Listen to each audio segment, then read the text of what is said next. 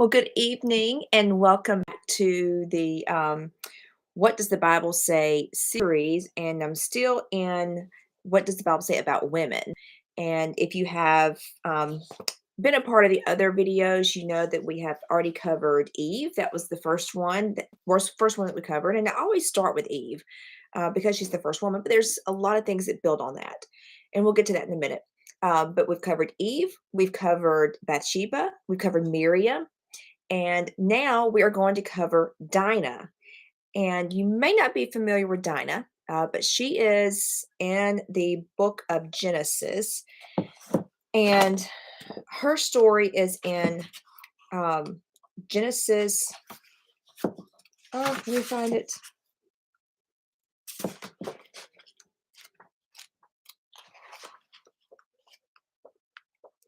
She is in Genesis 34. Um, Let me make sure because she is in either 34 or 38. Let me go back and double check myself on that.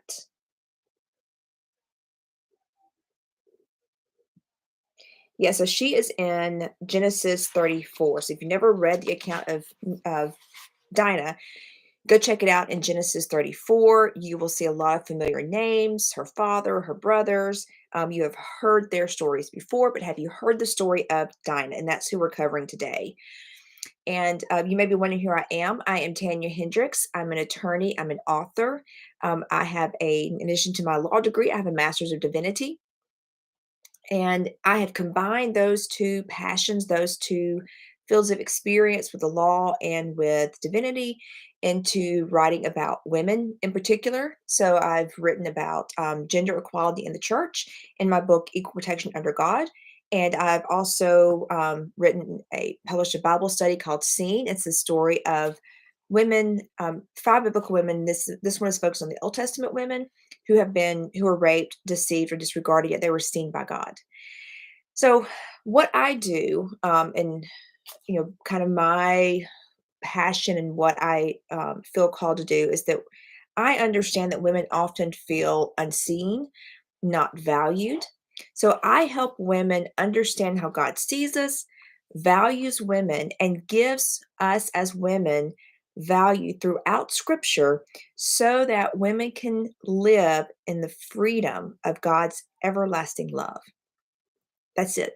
Plain and simple why I do what I do. So, as I mentioned, I've written a Bible study called Seen. This is my latest publication. And this came about because I have worked for over 20 years. Probably like 30, 25 years or more. I have worked with women who were victims of rape, domestic violence. Um, since 2009, I've worked with sex trafficking victims, human trafficking victims. So I have an extensive history of working with women who have been victimized in some way, generally some type of sexual assault. And what I learned is so many women feel like their trauma has been disregarded. They have been overlooked. They have not been heard, and many of them don't even want to tell their story. And I had not even considered what I realized about a year ago. So I'm recording this in October 2023. So it's about this time last year, maybe October, August or September 2023, that I really started thinking about why do we have rape victims in the Bible? I'd read Dinah's story before. I had researched her actually in seminary. I did a paper on Dinah. So, but why do we have rape victims in the Bible? And God revealed to me because you have rape victims now.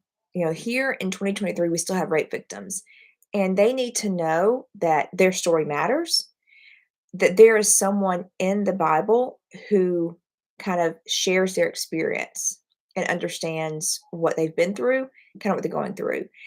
And that is a lot of Dinah's story and why I felt compelled to include her in this study and also on this YouTube video is to tell her story so that rape victims like her can know that they are seen, and loved, and that their stories, that trauma that they went through, can be redeemed.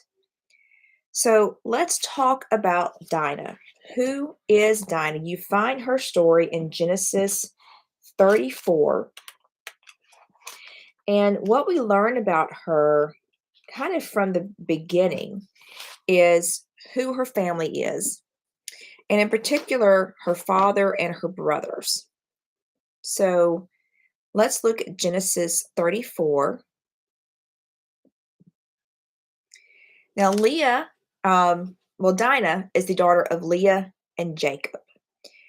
Jacob, as you may recall, um, was one of the fathers of the Israelites. He is he is the father of he is the Israelites.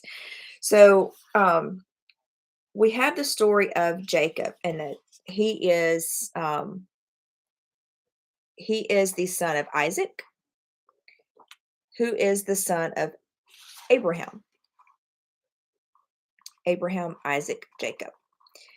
So this is who Dinah is. She is the granddaughter of Isaac and the great granddaughter of Abraham. So that also means, since she is the daughter of Jacob, that also means she had several brothers who you are quite familiar with. Have you ever heard of Joseph? Joseph, the coat of many colors. He was a brother. So was uh,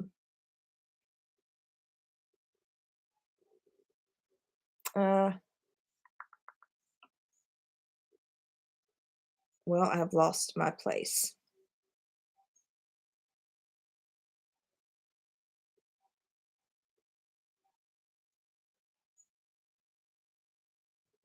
All right, so Jacob had, through Leah, Reuben, who you've heard about, um, Simeon, Levi, Judah, Issachar, and Zebulun. And then the children or sons of Rachel, his other wife, was Joseph and Benjamin. And if you recall the story of Jacob, he originally wanted to marry Rachel, and then he got tricked and ended up marrying her sister first, and then he had to work longer to get to marry Rachel. So this is a whole messed up system as it is. But this is who um, Dinah is from. This is her family. This is who she's traveling with, who she lives with. And so they have settled in a particular area. And this chapter 34 starts out with, now Dinah, the daughter Leah had born to Jacob, went out to visit the women of the land. So they were in their place, and she decided to go out and visit the women of the land. When Shechem, son of Hamor the Hivite, the ruler of that area, saw her, he took her and raped her. That is chapter 34, verse 2. So right off the bat, she's out there, she's minding her own business, and he sees her and he rapes her. Now, there are some cultural dynamics happening here that we're not going to get into, and some we don't understand. But there's no courtship, there's no dating. He's looking at this scripture. He sees her, he takes her, and he rapes her. In verse 3, it says, his heart was drawn to Dinah, daughter of Jacob. He loved the young woman and spoke tenderly to her. And then he said to his father, get me this girl as my wife. Then verse 5, when Jacob heard that his daughter had been defiled, his sons were in the field with his livestock, so he did nothing about it till they came home. So Jacob learned about what happened to Dinah and did nothing. He waited till his sons came home, and we're going to talk about that in a minute. But let's just look at what happened initially. And I want to bring this out because, having worked with so many rape victims are questioned, well, why were you in that location? Why were you wearing that? Why were you doing this? Why were you there at this time of the day? So let me just be very clear. And I think this is something the Bible is making clear here too, but it is not your fault. It doesn't matter if you were walking down the street at 2 o'clock in the morning. It doesn't matter if you were at a restaurant or bar having drinks with a date who you thought was a nice person. That does not give anyone the permission to rape you. So let's say that. I'm going to get that out now. But also, here it is in the Bible that she was out visiting the women of the land. And there's some theories, there's a lot of papers written about what that actually means, what was she doing, and they some of frame it in the same light as what we say to rape victims today. Why were you there? You shouldn't have been there. What were you doing in that location? Don't you know that's you're just asking for it?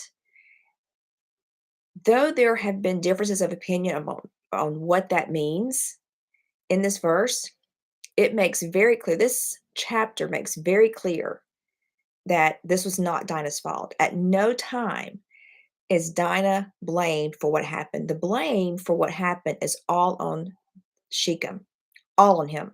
No blame is put on Dinah at all. Now, she will suffer the consequences, unfortunately, and that is common for rape victims to really be the ones to suffer the most consequences and suffer the most pain, but it does not mean that she was at fault here, and the Bible makes it clear, and all the research that I have read on this makes it clear it was not her fault. So, it doesn't matter where you are, what you're doing, it doesn't give someone permission to rape you, and the Bible is clear about that here, okay? I just want that to be very clear. So, he sees her, he rapes her, and then he decides he wants to marry her. Now, is this a sincere, really wanting to marry her, or he goes, "Oh crap, look what I just did. I'm gonna be in trouble, so I need to try to clean this up." There's again debate on that. If you just do a reading of this, it may seem like he did love her, but I don't think that's what's happening here. I think when you look at it and read it, it's more of, "Oh crap, I've really screwed up and I got to fix this so that I don't get killed." So then he Jacob, father, hears about what happened. He waits till his sons get home from the fields. And then when they get home, they learn about what happened to Dinah and um the what verse 7 says, they were shocked and furious because Shechem had done an outrageous thing in Israel by sleeping with Jacob's daughter, a thing that should not be done. At what point did they say that poor Dinah, poor my sister? It is phrased in a way that it is a thing done against Israel, not an affront to or a violation of Dinah, but an affront to Israel. Another way of saying that is an outrageous thing done against Israel. So again, it's framed not in terms of what happened and that it was Dinah that was so violated and it was a terrible thing done to Dinah, but it was a terrible thing done against Israel. Okay, so once they say that, and that's in verse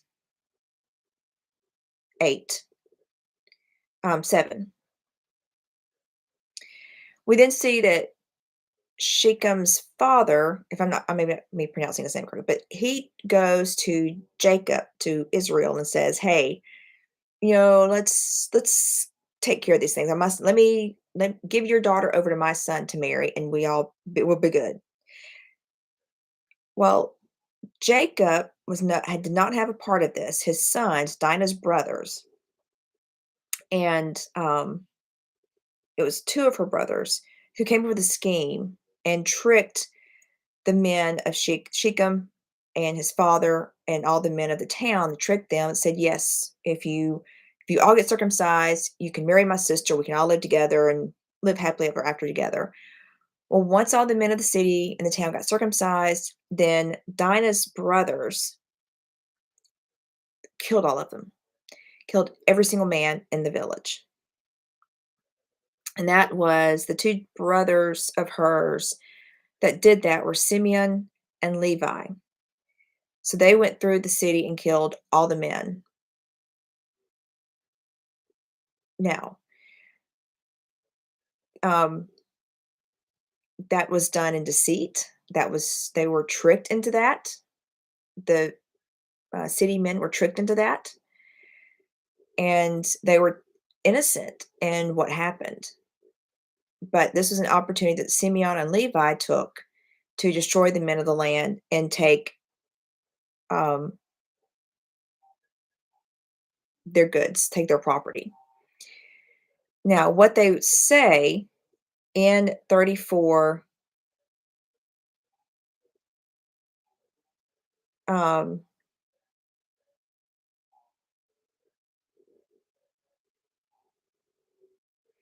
in verse 34, 31. So after they kill all the people of the city, they return with all the property, all the goods. And then Jacob, their father, says in 30, verse 30, you brought trouble on me by making me obnoxious.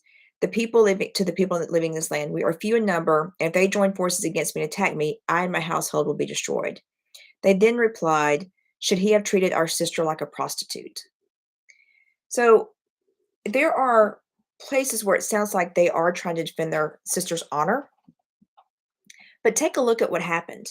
So they have, well, let's look at, um, let's back up because I skipped something that's very important, that is very telling of what actually was going on here. So I read to you verse 30 when they returned to Jacob's home, and then verse 31 where they said, should he have treated our sister like a prostitute?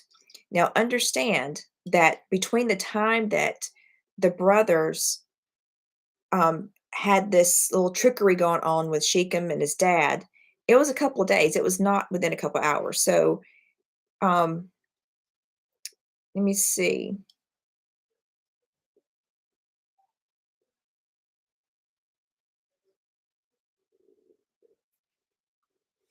So they go to him, and they, being Simeon and Levi, go to Shechem and his dad and say, this is what we'll do. If all your men will get circumcised, then we'll make this work.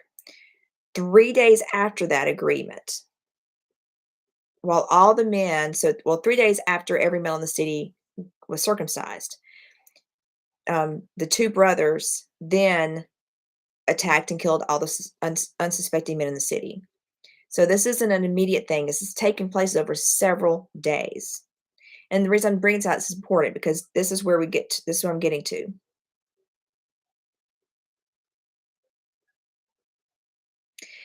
In verse 26, 34, 26, they put Hamor and his son Shechem to the sword and took Dinah from Shechem's house and left. So where had Dinah been during this whole exchange? When all this is taking place, from the time that she got raped to the time they took her from his house, she had been there that entire time. We're talking days. At what point through here in verse 34, and I didn't read all of it, I read most of it. At what point do they say, where's our sister? Let's get our sister back before we do anything.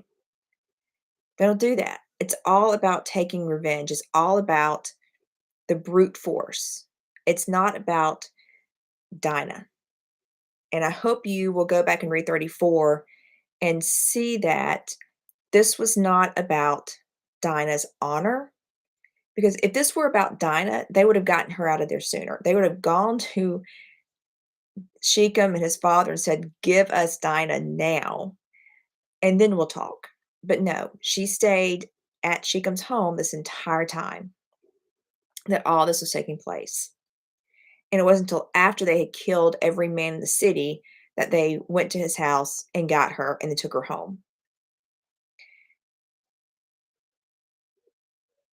So these are some things that to look at when you're reading these stories and try to decide, is this just in what could be called romantic paternalism, where it's the knight on the white knight on when the shining armor coming to rescue the damsel in distress? That's is what's being portrayed here. But the damsel in distress is not even a main character in her own play, if you wanna look at it with that analogy. We don't hear from Dinah. When you read through chapter 34, Dinah doesn't speak. We never hear from her. Her voice is never heard. And as so many rape victims feel, they don't have a voice. And that's exactly what Dinah went through here. She didn't have a voice. She didn't have a say. She wasn't asked. She wasn't asked how she feels. She wasn't asked what she thought. She wasn't even taken out of that environment until everybody was killed. They didn't even care enough about her to go get her first. So she is not even, I mean, she's just a byline in her own story. In chapter 34, we don't hear from her. She doesn't speak. We don't know how she feels. We don't know what she even wants to do. But she has the men acting on her behalf and speaking up for her without consulting her and without getting her out of the bad situation. I mean, that just boggles my mind that we would look at this story and think that they were defending her honor when they don't even get her out of the situation. When they could. When you look back and you got the negotiations happening, they could have very well said, "Give us Dinah now. Let's talk after we have her." But that's not what happened here. So if you have heard this story, if you've ever heard the story, many people have never heard the story of Dinah. If you've heard the story and you're tempted to think, "Oh, that's so sweet. Look at her brothers defending her honor." Think about the fact we never hear from Dinah. Think about the fact that this whole time, from the time that she's raped to the time that all the men die, we don't we don't hear from her, and she is there in that home. But more than anything, with this story of Dinah, I want women in particular, and women who have been victims of rape, to understand that even though you may have never told anybody, or no one ever asked you how you felt, or no one ever gave you a second thought about it, or that you were grilled about, well, why were you there at that time? Why did you go to that place? And you were made to feel like it was your fault. Understand, number one, it wasn't your fault. But number two, there's a woman in the Bible that you can relate to. There's a woman in the Bible named Dinah who went through a similar experience, who was disregarded, who was raped, and no one heard her cries. No one reached out to her and offered her help. No one asked her what she wanted. There are just questions about, why were you there? Oh, she was out there visiting the women of the land. So this is a very important story, I think, for women in particular who have been rape victims. God sees you. God sees you. He honors you. And even though for Dinah and women in this period of time when they were raped, if they were not married, and there were certain laws they had to abide by, but if their rapist did not marry them, then this was a situation where she would have to depend on her brothers the rest of her life. Her father and her brothers were gonna have to take care of her the rest of her life. And we see her pop up again one more time when all of them are entering Egypt. So remember, she is the sister of Joseph, the coat of many colors Joseph, who got sold into slavery, who ended up being second in command of Egypt. And so we see her again as they are entering Egypt, and she is being taken care of by her brothers. So even though she suffered this wrong, her story was redeemed. We do see her again. She did not just go off and we never hear from her again. She survived. If nothing else, you take nothing else from the fact that she pops up again, is that she survived. And to her family's credit, she has been taken care of. And the fact that she was named um, as one of the people who was going into Egypt, that she as a woman was named, is significant. don't think it's not significant. When people ask, how is that redemption? She was named, and women weren't named then. And I will say this, and I just want to reference. So Genesis 46:15 is that next time that we hear about Dinah. But I want to say this in Jeremiah 31, 2 through 4, he writes, "The people who survived the sword found grace in the wilderness. When Israel sought for rest, the Lord appeared to him from far away. I have loved you with an everlasting love. Therefore, I have continued my faithfulness to you. Again, I will build you, and you shall be built, O Virgin Israel. Again, you shall adorn yourself with tambourines and shall go forth in the dance of the merrymakers." So, even though at that time Dinah was not happy, she was not dancing with the merrymakers, she had been um, raped. I mean, she was a rape victim. God promises that there will be redemption. And in Isaiah 61, 7 through 8, God writes, "Instead of your shame, there will be a double portion. Instead of dishonor, they will rejoice in their lot. Therefore, in their land, they shall possess a double portion. They shall have everlasting joy. For I, the Lord, love justice." So, when the famine struck and people were starving, it was Dinah's half brother, because she was daughter of Leah. Joseph was the daughter of Rachel. It was through Joseph that they were brought into Egypt and fed, literally fed.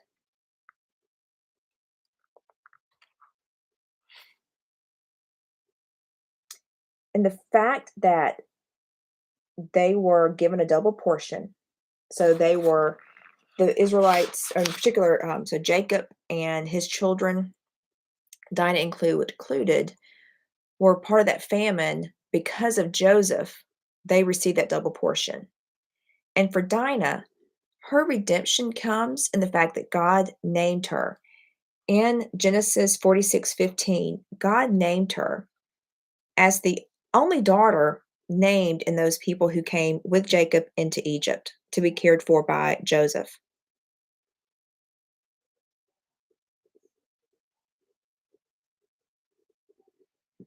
So